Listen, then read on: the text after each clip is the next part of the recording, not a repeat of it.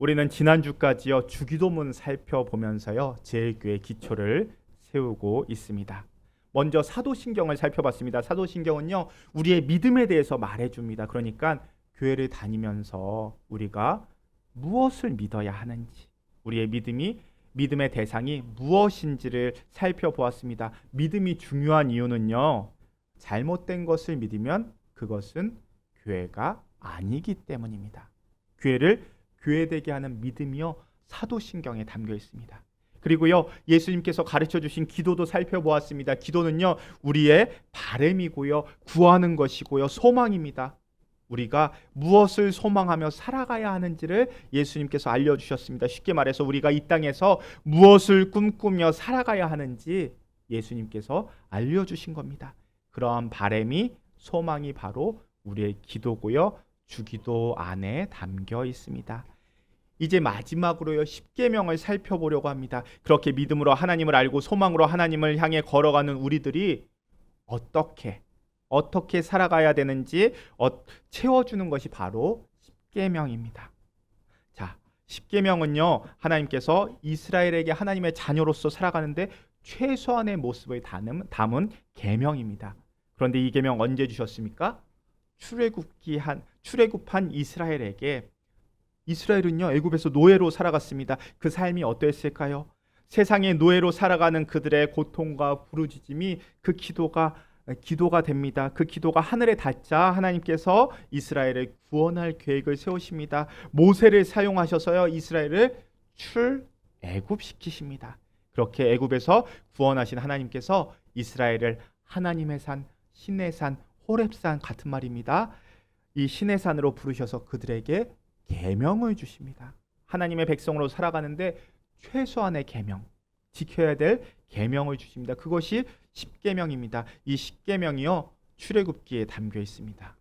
그런데요 이 십계명이 로만 카톨릭 교회와 우리 개신교가 조금 다르다는 것 알고 계시나요?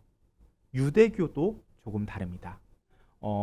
지난주에 우리가 살펴본 주기도문에서 살펴봤을 때 마지막 구절이 로만 카톨릭 주기도문과 조금 달랐던 것처럼 이 십계명도 차이가 있습니다. 우리 이전에 살짝 말씀드리자면은 우리 모세오경, 우리가 구약이라고 하는 구약 말씀 중에서 모세오경을 경전으로 삼는 종교가 4개가 있습니다. 더 있을 수도 있지만 기본적으로 4개입니다. 뭐가 있을까요? 우리 개신교회, 그리고 로만 카톨릭 교회, 그리고 저기 길 너머에 있는 이 모스크 있는 무슬림 이슬람교, 그리고 유대교, 요 4개 종교가 있습니다.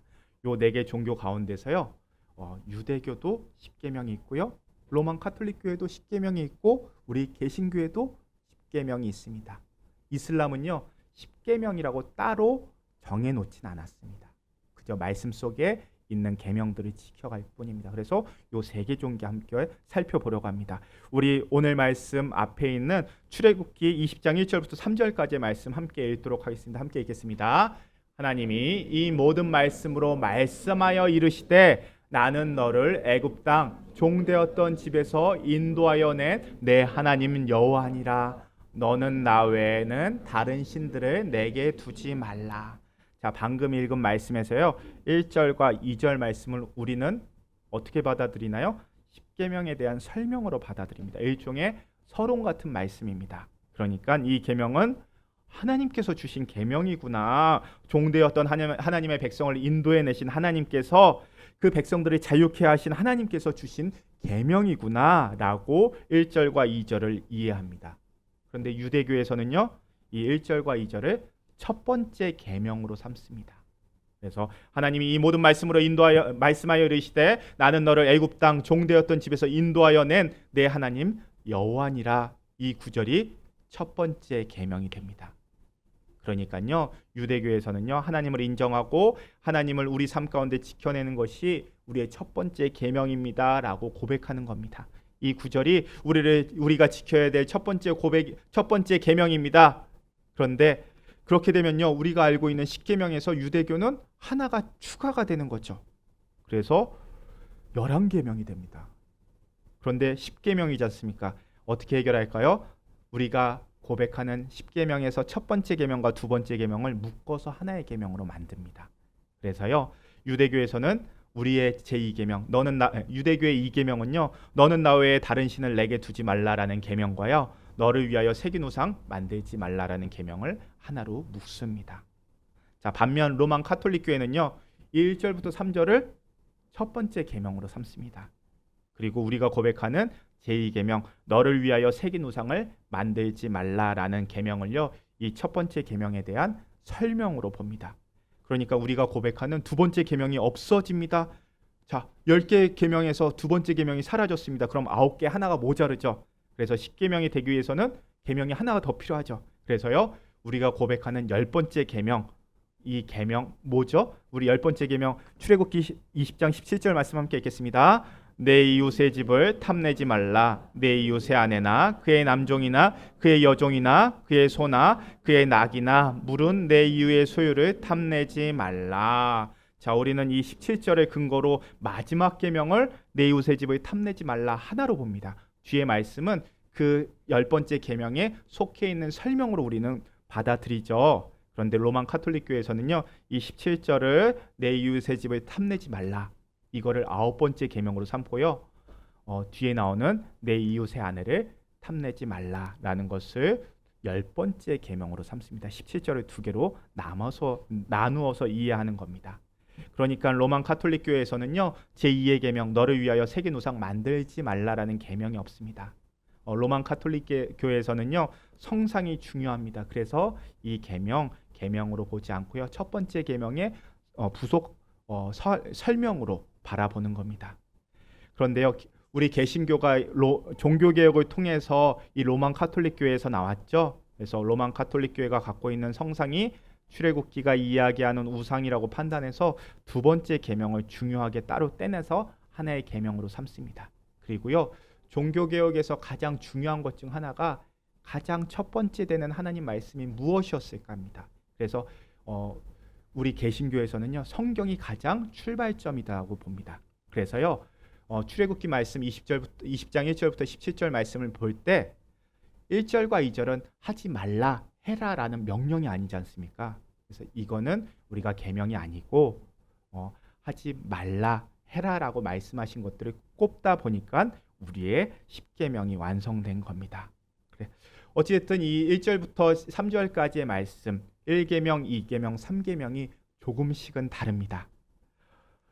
그래서요, 이렇게 여러 가지 차이가 있지만 우리가 유대교 그리고 로만 카톨릭 교회, 개신교회 분명한 것은요, 하나님의 백성들은 출애굽기 20장 1절부터 17절 지켜야 할 하나님의 말씀으로 받아들이고 고백한다는 겁니다. 그렇게 10계명은요, 우리가 어떻게 살아가야 되는지를 보여줍니다. 이렇게 하나님께서 주신 계명을 붙잡고 10계명을 통해서 우리가 하나님의 자녀로 살아가야 하는 모습을 우리가 5주 동안 함께 살펴보고자 합니다. 준비되셨죠? 자, 우리 10계명 살펴볼 겁니다. 그런데 10계명이요, 누가 쓰셨습니까? 우리 출애굽기 31장 1절부터 31장 18절 말씀 함께 읽겠습니다. 여호와께서 시내산 위에서 모세에게 이르시기를 마치신 때에 증거판 돌을 모세에게 주시니 이는 돌판이요 하나님이 친히 쓰신 것이더라. 자, 마지막 구절 뭐라 그래요? 하나님이 친히 쓰신 것입니다. 10계명은요, 하나님께서 친히 쓰신 겁니다. 성경의 다른 말씀은요, 하나님께서 성령의 감동으로 사람을 사용하십니다. 다른 저자들을 사용하셔서 하나님의 영으로 쓰게 하십니다. 그런데요, 10계명은요, 하나님께서 직접 쓰신 겁니다. 그래서 중요합니다. 하나님께서 친히 쓰셨기 때문에 중요하고요, 절대적인 믿음입니다. 그런 10계명을 하나님께서 몇 번 써주신 줄 아세요? 2번 써주십니다. 처음에는요, 하나님께서 모세를 하나님의 산 신의 산으로 부르십니다. 그래서 모세에게 10계명을 새겨서 두 돌판으로 주십니다. 모세가 그 10계명을 받고요, 큰 감격에 빠져서 그 감격을 가지고 이스라엘 백성들에게, 산 밑에 있는 이스라엘 백성들에게 내려옵니다. 그런데 밑에 내려와 보니 무슨 일이 벌어지고 있었습니까? 금송아지 만들어서 섬기고 있는 이스라엘 백성을 보게 됩니다. 금송아지 만들어서 우상 숭배하고 있는 이스라엘을 목격하게 됩니다. 그 장면을 본 모세가요, 혈기를 이기지 못하고 너무도 화가 나서 이 10계명 어떻게 합니까? 던져버립니다. 하나님께서 주신 것인데 던져서 깨트립니다. 던지고 모세도 아차 싶었겠죠? 후회합니다. 그래서 하나님께 다시 기도합니다. 하나님, 다시 주시면 안 됩니까? 다시 주십시오. 그래서 하나님께서 모세를 다시 부르십니다. 올라와. 부르셔서 다시 한번 하나님의 계명을 새겨서 주십니다. 그럼 십계명은요, 하나님께서 직접 쓰셨습니다. 그 직접 쓰신 거 누구한테 주신 걸까요? 모세한테 주신 걸까요? 우리 신명기 5장 3절 말씀 함께 읽겠습니다. 이 언약은 여호와께서 우리 조상들과 세우신 것이 아니요 오늘 여기 살아있는 우리 곧 우리와 세우신 것이라. 자, 이 언약 누구한테 주셨다고요? 우리한테요.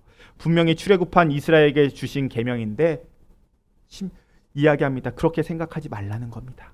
하나님이 옛 조상들과 세운 언약으로 끝나는 게 아니라 오늘 여기 있는 우리와 세운 언약이라는 겁니다. 그러니까 하나님의 자녀가 되는 우리와 세운 언약입니다.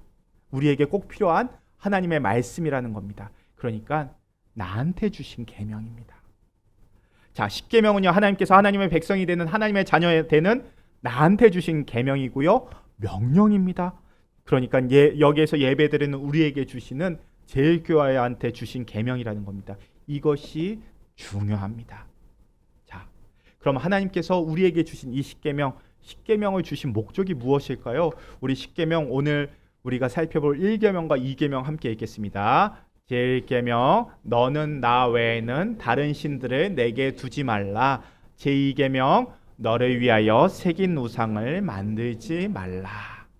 자, 제1계명과 2계명 한마디로 요약하자면요, 너희는 나의 백성이다. 그러니 나 외에 다른 신을 두지 말고 다른 곳 바라보지 말고 하나님만 섬겨라 라는 말씀입니다. 그러니까요, 십계명을 지키는 것은요, 하나님의 백성이 되는 방법입니다. 자, 그럼 여기서 질문 드리겠습니다. 십계명은 계명이죠. 명령입니다. 지켜야 할 규율입니다. 그러면요, 십계명을 지켜야 구원을 받을까요? 우리가 구원받기 위해서 십계명을 지키는 게 맞는 걸까요? 아니면 십계명을 지키지 않아도 구원을 받을 수 있을까요? 자, 십계명은요, 구원받는 방법으로 주신 것이 아닙니다. 십계명은요, 이미 구원받은 자들이 어떻게 살아가야 되는가에 대해서 주신 계명입니다. 출애굽기 20장 2절, 우리가 앞에 살펴봤던 2절 말씀을 보면요, 우리가 십계명 선이라고 이야기했죠. 아직 1계명이 나오기 전입니다. 이 2절 말씀 다시 한번 읽겠습니다. 나는 너를 애굽 땅 종 되었던 집에서 인도하여 낸 내 하나님 여호와니라. 하나님께서 말씀하십니다. 나는 너를 애굽 땅에서 종 되었던 집에서 인도하여 냈다라고 말씀하십니다. 이미 인도하셨다는 겁니다. 지금 이스라엘 백성들은요, 애굽에서 구원 받은 겁니다. 애굽의 종 노릇하던 이스라엘 백성들 아무 조건 없이 하나님의 은혜로 이미 출애굽해서 구원받은 겁니다. 십계명 잘 지켜서 출애굽한 거 아닙니다. 마찬가지로요, 이미 구원받은 백성들은요, 우리 하나님께서 십계명 구원받은 백성에게 주신 겁니다. 그러니까 십계명은 구원을 받기 위한 계명이 아니라 이미 구원받았고, 이미 우리는 하나님께서 부르셔서 구원받았고, 구원받은 백성들이라면 구원받은 자들답게 최소한 이렇게 살아야 된다라고 주신 법이 십계명이라는 겁니다. 이것을요, 신약 성경에서는 우리는 이미 예수 그리스도의 은혜로 말미암아 구원받았다라고 이야기합니다. 그러니까 우리는요, 구원을 이미 값없이 받았습니다. 우리가 선한 일을 해서 그 선한 일이 쌓여서 이제 네가 점수가 되었으니 구원 받겠다라고 하시는 게 아니라 그저 우리는 예수 그리스도가 우리를 구원하셨다는 것을 믿음으로 구원을 받았습니다. 그러니까요, 구원받은 백성이 이제는 하나님의 백성답게, 하나님의 자녀답게 살아라라고 주신 것이 이 십계명이라는 겁니다. 그러니까 십계명은요, 구원받기 위한 자격 아니고요, 하나님의 거룩한 백성으로 살아가기 위한 법인 겁니다. 자, 그러니까 십계명 하나님이 구원받으려면 이 정도는 돼야 돼라고 주신 거 아닙니다. 우리는 이미 자격이 없지만 애굽의 노예, 죄의 노예에도 불구하고 죄의 종로로 타였지만 이미 우리를 구원해 주신 겁니다. 이것이 은혜입니다. 그러니 이제 너희는 구원받았으니 이제는 더 이상 애굽의 종로로 타지 말라. 죄의 동로로 타지 말라는 겁니다. 이제 너희는 애굽의 백성이 아니라 세상의 백성이 아니라 하나님의 법을 따르는 하나님의 백성이다. 그러니 하나님의 법을 따르라. 그 법이 십계명이다라고 주신 겁니다. 이것이 중요합니다. 우리는 믿음으로 구원받았고 그렇게 구원받은 자들이 살아가는 법이 바로 이 십계명입니다. 이것이요 순서가 뒤바뀌면요 큰일 납니다. 십계명대로 살아서 선행을 쌓아서 우리가 구원받았습니다라고 고백하면요 이거는 율법주의가 되는 겁니다. 율법 지켜서 구원받은 것이라고. 이 생각에 빠져있는 사람들이 바로 성경에 나오는 바리새인들이었습니다. 이렇게 율법주의 신앙에 빠지게 되면요 결국 뭐로 이어지냐면요 자기 의를 드러냅니다. 내가 교회 다닌 지 10년이 되었는데 20년이 되었는데 내가 저 사람보다 더 예배도 잘 나오고 하나님의 말씀도 더 잘 지키는 것 같은데 이런 교만에 빠지게 됩니다. 그런 자기 의와 교만은요 결국 우상으로 이어집니다. 그러니 자신을 포함해서 세상의 어느 것을 높이거나 섬기지 말라라고 말씀하시는 것이 첫 번째 계명인 겁니다. 하나님보다 더 다른 것들 앞에 두는 것은 죄라는 말씀입니다. 그래서 첫 번째로 주신 계명 무엇이었습니까? 너는 나 외에는 다른 신들을 내게 두지 말라. 이거 첫 번째 계명으로 주시는 겁니다. 하나님은 당신이 애굽에서 인도하여 낸 이스라엘 민족을 향해서 하나님 외에 다른 신들 섬기지 말라고 명령하십니다. 너희가 잘해서 선해서 구원받은 것이 아니라 은혜로 구원받은 자들인데 구원받은 자답게 살아가야 하지 않겠냐? 구원받은 자들이 살아가는 모습, 그 첫 번째 모습이 나 외에는 다른 신들을 내게 두지 않는 모습. 그러니까 하나님만 높이고 하나님만을 인정하는 삶을 살아가라고 말씀하시는 겁니다. 이것이 바로 십계명의 첫 번째 계명입니다. 자, 그리고 이어지는 두 번째 계명 무엇입니까? 너를 위하여 새긴 우상을 만들지 말라는 겁니다. 하나님 한 분만 바라보면서 세상의 다른 것도 하나님 자리에 두지 말라고 명령하시는 겁니다. 우리 신명기 4장 16절 말씀 함께 읽겠습니다. 그리하여 스스로 부패하여 자기를 위해 어떤 형상이든지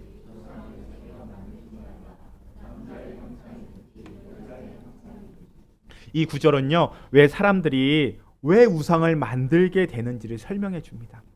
우상은요 하나님을 위해서가 아니라 무엇을 위해서라고 이야기합니까? 자기를 위해서입니다. 자기 욕심 채우기 위해서 만드는 겁니다. 스스로 부패한 사람, 그러니까 자기 자신을 망가뜨린 사람, 온전하지 못한 사람이 우상을 만듭니다. 그런 사람들이요 자기 욕심을 위해서 만들어내는 것이 바로 우상입니다. 그렇다면요 이렇게 우상 만들어내는 사람이 어떤 사람이겠습니까? 우리 19절 말씀 함께 읽겠습니다. 또 그리하여 내가 하늘을 향하여 눈을 들어 해와 달과 별들 하늘 위의 모든 천체 곧 너희의 하나님 여호와께서 천하 만민을 위하여 배정하신 것을 보고 미혹하여 그곳에 경배하며 섬기지 말라. 자, 하늘에 있는 해와 달과 별들, 즉 하늘에 있는 모든 것들 하나님께서 누구를 위해서 배정하신 것이라고 말씀하십니까? 우리를 위해서요. 사람들을 위해서. 그러니까 사람의 유익을 위해서 사람을 섬기도록 사람을 도와주기 위해서 만든 것입니다. 그런데요 그러한 하나님의 뜻을 모르는 사람들, 하나님을 모르는 사람들, 그러니까 무지한 사람들은요, 지성이 부패한 사람들은요 미혹당해서 지성이 그 해와 달을 하나님으로 알고요, 그러니까 착각하고 그것에게 경배한다라고 설명합니다. 이렇게 무지한 사람, 지성이 부패한 사람이 바로 우상을 만들고 우상을 숭배한다는 말입니다. 역으로 우상을 만들고 우상을 숭배하는 사람은요 무지한 사람이란 뜻입니다. 그러니까 우상을 섬기게 되는 첫 번째 이유는요 모르기 때문입니다. 하나님을 모르고 하나님의 뜻을 모르니 미혹당해서 우상을 숭배합니다. 우리가 고백하는 사도신경에 나타나는 하나님, 또 주기도문에서 드러나는 그 하나님의 모습을 모르는 사람들이요 우상을 숭배합니다. 자, 그러니까 우상 섬기는 사람들의 첫 번째 이유는 모르기 때문입니다. 두 번째 이유는요 자기를 위하여입니다. 우리 이 구절에서 찾아볼 수 있는데요. 다시 16절 말씀을 보면요. 제가 다른 색으로 칠해놨죠. 그리하여 스스로 부패하여 자기를 위하여 우상 숭배한다고 합니다. 자기를 위하여, 이거 한 단어로 이야기하면요, 탐욕을 표현하는 겁니다. 우리 골로새서 말씀도 함께 읽어볼까요? 골로새서 우리 3장 5절 말씀입니다. 함께 읽겠습니다. 그러므로 땅에 있는 지체를 죽이라. 곧 음란과 부정과 사욕과 악한 정욕과 탐심이니 탐심은 우상 숭배니라. 자, 말씀에서도 사도 바울은요, 탐심이 곧 우상 숭배라고 이야기합니다. 탐심이라는 것은요, 욕심입니다. 지나친 욕심입니다. 물론 사람이 욕심이 없을 수는 없습니다. 그런데 그 욕심이 지나치면요, 그 욕심을 지나치게 많이 품으면요, 그것이 탐심이 되고요, 탐욕이 되는 겁니다. 그리고 탐심을 품은 사람은요, 오직 자기 자신의 욕심을 채우는 일에만 몰두하게 됩니다. 탐심을 품으면요, 자기 자신이 가장 중요한 존재가 됩니다. 자기 자신을요, 신격화합니다. 하나님보다도 자기를 더 높이게 됩니다. 탐심을 품은 사람은요, 하나님조차도 자기의 욕망을 채워주는 수단으로 여깁니다.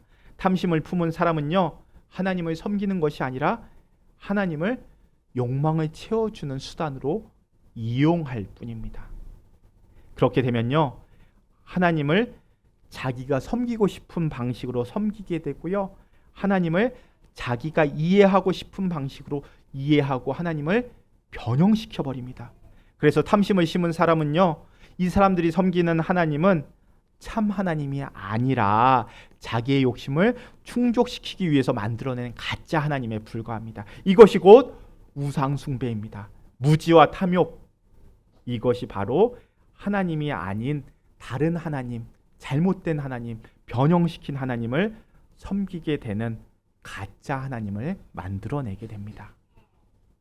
이 무지와 탐욕이 앞서서 말한 대로 이런 부패한 사람들, 온전하지 못한 사람들의 특징입니다. 그러니 우리가 이 부패에서 벗어나서 온전한 사람이 되어야 우상 숭배에서 벗어날 수 있습니다. 하나님을 알고 자신을 내려놓을 때 우리는 우상 숭배에서 벗어날 수 있다는 뜻입니다. 그래서 골로새서는요, 이렇게 우상에 취해 사는 사람들에게 벗어날 수 있는 길을 알려줍니다. 우리 5절 말씀 다시 한번 읽겠습니다. 그러므로 땅에 있는 지체를 죽이라. 곧 음란과 부정과 사욕과 악한 정욕과 탐심이니 탐심은 우상 숭배니라. 자, 5절 말씀 처음에 어떻게 이야기합니까? 땅의 지체를 죽이라고 말씀하십니다. 무지와 탐욕에 휩싸여서 살아가는 우리의 옛사람 죽이라는 말씀입니다. 그리고 2절에서는요, 이렇게 표현합니다. 우리 2절 말씀도 함께 읽겠습니다. 위의 것을 생각하고 땅의 것을 생각하지 말라. 땅의 것은요, 무지와 탐욕에 물들어 있는 우리 자신인데요, 여기서 벗어나서 위의 것을 추구하라는 말씀입니다. 위의 것은요, 우리를 구원하신 예수님입니다. 그러면서 이어지는 3절 이렇게 이야기합니다. 함께 읽겠습니다. 이는 너희가 죽었고 너희 생명이 그리스도와 함께 하나님 안에 감추어졌음이라. 자, 우리는요, 하나님을 바라보면서 구원받은 자로 살아갑니다. 무지와 탐욕에 얽매여 있는 옛사람 벗어버리고요, 예수 그리스도 안에서 새로운 피조물로 살아가야 합니다. 요약하자면요, 우리가 하나님 한 분만 믿고 우리 자신 부인하고 예수님을 닮아가는 모습으로 살아갈 때 우리가 온전한 사람이 될 수 있고, 그때 비로소 우상 숭배에서 벗어나서 오직 하나님만을 섬기며 살아갈 수 있습니다. 하나님께서 우리에게 십계명 주신 이유가 바로 이것입니다.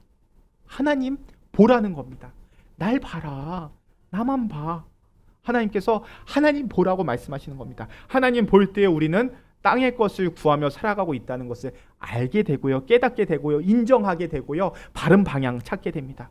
우리 인생의 목표가 무엇을 더 얻거나 나의 계획이나 주장을 관철시키는 것이 되어서는 안 됩니다. 그것이 우상이라고 이야기하는 겁니다. 정반대로 나 자신을 내려놓고 나 자신을 죽이고 예수님 안에서 새로운 사람으로 살아가는 것이 되어야 합니다. 사랑하는 성도 여러분, 하나님께서는요, 십계명 직접 돌판에 새겨 주시면서까지 우리에게 이야기하고 싶은 그 첫 번째 계명은요, 하나님 바라보라는 겁니다. 하나님만 인정하라는 겁니다. 내 삶을 이끌어 주시는 그분이 하나님 한 분이라는 것을 인정하라는 겁니다. 욕심으로 그 하나님 자리 채우지 말라는 겁니다. 그러할 때 우리는요, 아나 무인으로 어긋난 삶을 살지 않게 됩니다. 구원받은 자는요, 구원받은 자답게 살아가야 합니다. 죄가 무엇인지를 깨닫고요, 그 죄 피해서 살아갈 수 있게 된다는 겁니다. 땅에 있는 지체 죽이고요, 위에 계시는 예수님 바라보며 살아가십시오.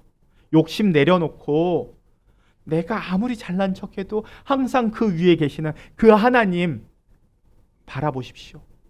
그렇게 함으로써 모든 우상 없애고 하나님 자리에 다른 것 두지 마시고요, 하나님을 기쁘시게 하는 기쁨으로 살아갈 수 있는 저와 여러분들이 되실 수 있기를 바랍니다.